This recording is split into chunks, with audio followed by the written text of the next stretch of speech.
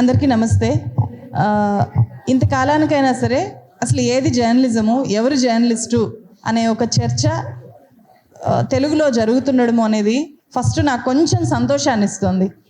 Social media మొదలైనప్పుడే, YouTube channels మొదలైనప్పుడే ఎక్కువగా మనం న్యూస్ని లేకపోతే పబ్లిక్ లైఫ్లో ఉండే వాళ్ళ గురించి విచ్చలవిడితనంగా కామెంట్స్ వస్తున్న మొదటి దశలోనే ఇట్లాంటి చర్చ జరుగునుండాలి. నిజానికి అది జరగలేదు. అంటే ఒకప్పుడు జర్నలిస్టు ప్రమాణాల్లో ఎవరైనా ఒక పొలిటీషియన్, అది ముఖ్యమంత్రి కావచ్చు లేకపోతే మంత్రులు కావచ్చు, ఎవరైనా సరే అన్పార్లమెంటరీ లాంగ్వేజ్ సభలో వాడినా బయట వాడినా దానికి వాళ్ళు పశ్చాత్తాపడేలాగా జర్నలిస్టులు వార్తలు రాయడమో వాళ్ళని క్వశ్చన్ చేయడమో ఉండేది. బట్ పొలిటీషియన్స్ ఫస్ట్ దాన్ని దాటి వెళ్ళిపోయారు. అంటే వీధుల్లో వీధి కొట్లాటలు ఎట్లా దిగజారిపోయి ఏ అడ్డు అదుపు లేకుండా ఇద్దరు ముగ్గురు ఉంటారు కాబట్టి అలా ఎలా అయితే గొడవ పడతారో అట్లాంటి ఘర్షణల్లోకి పబ్లిక్ స్పేస్లో ఉండేవాళ్ళు, ప్రజాప్రతినిధులైన వాళ్ళు కూడా వెళ్ళిపోయారు. సో అలా వెళ్ళిపోయిన వాటిని మీడియా కవర్ చేయడం మొదలైంది, వాటిని జనం ఎక్కువ కన్జ్యూమ్ చేయడం మొదలైంది. అప్పుడు అదొక ట్రెండ్గా మారింది. ఆ ట్రెండ్లో నుంచి చాలా యూట్యూబ్ ఛానల్స్ పుట్టుకొని వచ్చాయి. తిట్టడంతోనే యూట్యూబ్ ఛానల్స్ ఫేమస్ అయ్యాయి, తిట్టడంతోనే నాయకులుగా ఎదిగిన వాళ్ళు ఉన్నారు, తిట్టడం కోసమే యూట్యూబ్ ఛానల్స్ ఈరోజు పుట్టుకొని వచ్చాయి.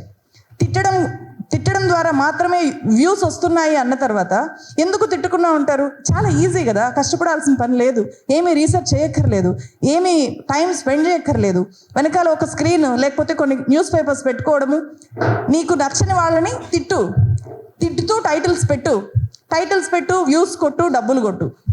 ఇంత సింపుల్ అయిపోయినప్పుడు పొలిటీషియన్స్ ఎప్పుడో అది అలవాటు చేశారు. కొంతమంది యూట్యూబర్స్ పొలిటికల్గా ఎదగాలి అని అనుకున్న వాళ్ళు దాన్ని తీసుకొని వచ్చారు. ఇప్పుడు అపోజిషన్ పార్టీ వాళ్ళు కూడా దాన్ని అందుకున్నారు. సో ఇదంతా కూడా ఒక విషస్ సర్కిల్ అంట. నేను ఆ విషస్ సర్కిల్లో ఫైనల్గా జనానికి రైట్ సమాచారం వెళ్ళదు. ఈ ఒక సర్కస్ నడుస్తోంది ఇప్పుడు, చాలా పెద్ద సర్కస్ నడుస్తోంది ఇప్పుడు.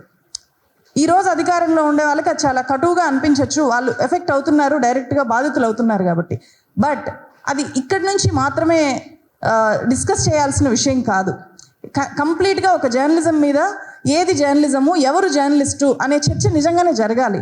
అట్లాంటి డిఫైన్ చేయాలి. బట్ ఆ లోతుల్లోకి వెళ్తే మళ్ళీ ఎవరైతే పదునుగా వార్తలు రాస్తారో, పదునైన విమర్శలు ఎవరు చేస్తారో వాళ్ళ మీద నియంత్రణలు వస్తే ఎట్లా? ఆ నియంత్రణ భావస్వేచ్ఛని అడ్డుకునేలాగా తయారైతే ఎట్లా అనేది ఎప్పటి నుంచో ఉంది. నాలాంటి వాళ్ళకి ఎప్పటి నుంచో ఆ భయం కూడా ఉంది. నియంత్రణ వన్స్ అలో చేస్తే ఆ నియంత్రణ ఎక్కడి దాకా వెళ్తుందో. ఈరోజు మనకు గీత దాటి ప్రవర్తించే వాళ్ళు లేకపోతే అమ్ముడుపోయిన కొంతమంది జర్నలిస్టులని మాత్రమే ఈరోజు అదుపులోకి తీసుకొని ఉండొచ్చు, లేకపోతే వాళ్ళ మీద చర్యలు జరుగుతూ ఉండొచ్చు. బట్ డిఫైన్ చేస్తే ఈరోజు అపోజిషన్లో ఉండేవాళ్ళు రేపు అధికారంలోకి వస్తారు, రేపు అధికారంలో ఉండేవాళ్ళు ఎల్లుండి ప్రతిపక్షంలోకి వస్తారు. వీళ్ళ సర్కస్లోకి జర్నలిస్టులు వెళ్ళిపోతే ఇక్కడ డైరెక్ట్గా ఎఫెక్ట్ అయ్యేది జర్నలిస్టులు ఎఫెక్ట్ అవుతారు. జర్నలిజం నాశనం అయిపోతుంది. జర్నలిజం ఇప్పటికే ఎంత నాశనం అవ్వాలో అంత అయిపోయింది. ఫైనల్గా ప్రజలకి అందాల్సిన సమాచారం ఏది వాస్తవము ఏది అవాస్తవము అని తెలుసుకునే పరిస్థితి ఖచ్చితంగా ఉండదు. ఇప్పుడు కూడా లేకుండా చేశారు. అట్లీస్ట్ అక్కడక్కడ కొంతమంది ఉండడం వల్ల, వాళ్ళని వెతుక్కొని వెళ్ళి చూడడం వల్ల అట్లీస్ట్ ఏది వాస్తవం ఏది కాదు అని అయినా సరే తెలుసుకుంటున్నారు. ఇప్పుడు రీసెంట్గా జరిగిన ఈ 2 అరెస్ట్ల గురించి ఇప్పుడు ఇంత పెద్ద చర్చ జరుగుతోంది. నిన్న అసెంబ్లీలో చర్చ జరిగింది. దాని మీద ప్రధానంగా కేంద్రీకరిస్తే అక్కడ ఆ అరెస్ట్ని నేను కూడా ఖండిస్తున్నాను. అరెస్టు చేయడం తప్పు. But at the same time ఆ జర్నలిస్టులు అని చెప్పుకుంటున్నారు వాళ్ళు. నేను వాళ్ళని జర్నలిస్టులుగా యాక్సెప్ట్ చేయను. బూతులు మాట్లాడే వాళ్ళని ఎవరిని నేను జర్నలిస్టులుగా యాక్సెప్ట్ చేయను. మైకుల ముందుకు వచ్చి ముఖ్యమంత్రి మాట్లాడడం కూడా తప్పే. ముఖ్యమంత్రి స్థాయి వ్యక్తులు, మంత్రులుగా ఉండేవాళ్ళు, ప్రజాప్రతినిధులు చేతులకి గాజులు దొడుక్కుంటూ ఉన్నాము అని అంటారు, చీరలు రైకలు పంపిస్తాము అని అంటారు. ఇలాంటి భాష వాళ్ళు మాట్లాడినప్పుడు ఖచ్చితంగా మనం ఖండించాలి. జర్నలిస్టులు ఇంకా ఎక్కువగా ఖండించాలి. ప్రజలు తెలుసుకోవాలి. ఫస్ట్ ముఖ్యమంత్రి స్థాయిలో ఉండే వాళ్ళకు కూడా సెల్ఫ్ కంట్రోల్ ఉండాలి మాట్లాడేటప్పుడు. మీరు మాట్లాడేది మీరు కాదు, మీరు ఒక వ్యక్తిగా కాదు అక్కడ మాట్లాడుతున్నది. అక్కడ మాట్లాడుతున్నది ఒక పొజిషన్, స్టేచర్ గురించి కూడా మాట్లాడుతున్నారు కదా, ఆ స్టేచర్లో ఉంటూ మీరు మాట్లాడుతున్నారు. So you have to control yourself first, then teach the people. So అక్కడ నుంచి నియంత్రణ మొదలవ్వాలి. సో ఆ సెల్ఫ్ చెక్ తర్వాతనే ఆయనే మాట్లాడుతున్నారు కదా మాకేంటి అనే కండిషన్లోకి మిమ్మల్ని మీరు నెట్టేసుకోవద్దండి అని చెప్పి కూడా నేను చెప్తున్నాను. అది చీఫ్ మినిస్టర్ కావచ్చు, మంత్రులు కావచ్చు, ప్రజాప్రతినిధులు కావచ్చు, అపోజిషన్లో నుంచి అడుగుతున్న వాళ్ళు కావచ్చు. అలాగే ఈ మధ్య కాలంలో అంటే మనకు బీఆర్ఎస్ ఓడిపోయినప్పుడు వాళ్ళు పబ్లిక్గానే చెప్పారు, 30 యూట్యూబ్ ఛానల్స్ ఉంటే మేము గెలిచేవాళ్ళం, 30 మెడికల్ కాలేజీలు కట్టాము అందుకే ఓడిపోయాము అని చెప్పి. వాళ్ళు ఇప్పుడు 30 కాదు కదా, చాలా పెద్ద ఎత్తున అదే పని చేస్తూ ఉన్నారు. అది తెలుస్తూ ఉంది. వాళ్ళు చేస్తున్నది జర్నలిజం కాదు. ఎందుకంటే ఒక పొలిటికల్ పార్టీ దీన్ని చేయిస్తుంది అంటే అది జర్నలిజం ఎలా అవుతుంది? ఆ పొలిటికల్ పార్టీకి పనిచేసే వాళ్ళు జర్నలిస్టులు ఎలా అవుతారు? మీడియా మొత్తం అమ్ముడు పోయింది కదంటే మీడియా కూడా అమ్ముడు పోయింది. బట్ దాన్ని ఎవరు నియంత్రించాలి? సో గవర్నమెంట్ దీని మీద ఏదో ముఖ్యమంత్రి మీద విమర్శలు వచ్చిన వాళ్ళని అరెస్ట్ చేసి ఈ ఇష్యూని అంత చిన్న అక్కడికే పరిమితం చేసేయకుండా ఇది ఒక విస్తృతమైన సబ్జెక్టు.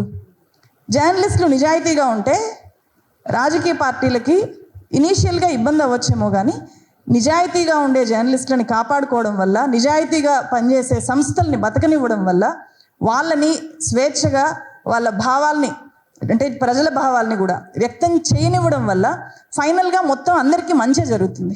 నష్టపోయేది ఎవరు ఉండరు.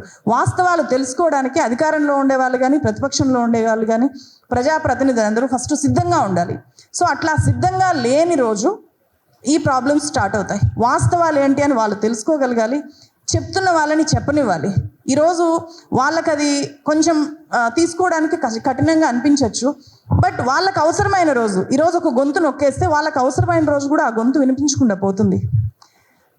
అందువల్ల సో రాజకీయ పార్టీలకి పనిచేసే వాళ్ళు జర్నలిస్టులు కాదు. అది ఎంత పెద్ద సంస్థలో పనిచేసినా సరే, రాజకీయ పార్టీల దగ్గర డబ్బులు తీసుకొని వార్తలు రాసేవాళ్ళు ఎట్టి పరిస్థితుల్లోనూ జర్నలిస్టులు కాదు. రాజకీయ పార్టీలు జర్నలిస్టులతో మీటింగులు పెట్టిస్తే వాటికి ఎట్లాంటి క్రెడిబిలిటీ ఉండదు.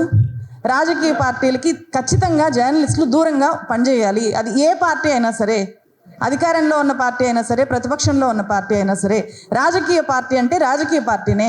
రాజకీయ పార్టీల పని జర్నలిస్టులని వాడుకోవడం మాత్రమే, వాడుకొని వదిలేస్తాయి. ఇది జర్నలిస్టులు తెలుసుకోవాలి ఫస్ట్. ఏ రాజకీయ పార్టీ అయినా సరే జర్నలిస్టులని వాడుకోవాలి అని మాత్రమే చూస్తారు. జర్నలిస్టు నిజాయితీగా చెప్తే దాన్ని తీసుకోవాలి అని ఏ లీడరు, ఏ పార్టీ చూడరు. ఈ విషయం ఫస్ట్ జర్నలిస్టులు రియలైజ్ అవ్వాలి, దయచేసి రియలైజ్ అవ్వాలి. అప్పుడు మాత్రమే మనం మన ప్రొఫెషన్లో స్వేచ్ఛగా మనం పనిచేసుకోగలుగుతాము. వన్స్ మనం రాజకీయ పార్టీల వైపు సైడ్స్ తీసుకొని మన వృత్తిని కొనసాగిస్తే అది మనకి ఇప్పుడు ఏదైనా ఒక కంఫర్ట్ లెవెల్ ఇవ్వచ్చేమో, కానీ ఫైనల్గా మాత్రం మనకి చాలా చాలా తీవ్రంగా డ్యామేజ్ చేస్తుంది. మన స్వేచ్ఛను మనం కోల్పోయేలాగా చేస్తుంది, మనల్ని కష్టాల్లోకి నెట్టేస్తుంది. దీన్ని ఖచ్చితంగా అందరూ గుర్తుపెట్టుకోవాలి అని చెప్పి ఈ ఒక్క విషయం చెప్పడానికి నేను వచ్చాను ఇక్కడికి.